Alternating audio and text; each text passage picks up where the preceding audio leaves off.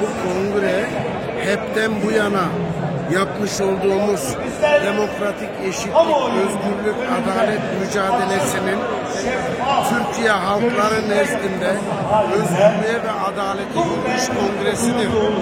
Türk halkı nezdinde siyasetiyle, tarihiyle, bilinciyle var olmak, emekçilerin emeğiyle, emeğinin haklarıyla ve inançların eşit yurttaşlıkla var olmak, kadının, gençliğin özgürlük talebiyle var olmak. Yani 21. yüzyılda insan hakları ve özgürlükleri çağı yapabilmek için 21. yüzyılın hemen başında bu amaçla toplanan bir kongredir.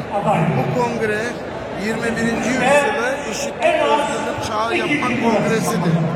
Televizyonlara bile konuşmadık, sanat konuşmak. Çok teşekkür ediyorum vekilim. Ellerinden öpüyorum vekilim, saygılarımızı sunuyoruz. Sağ olun, var olun. Vekilim, çok kısa bir şey söyleyeceğim. Ve hey secere-i melhunenin son halkası.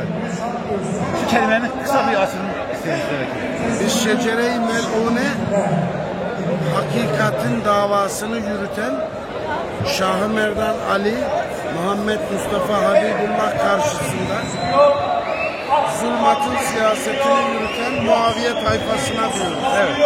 O Muaviye tayfası bugün kim olduğu bellidir. Şecere-i melhunenin son halkası onlar. Çok teşekkür ederim.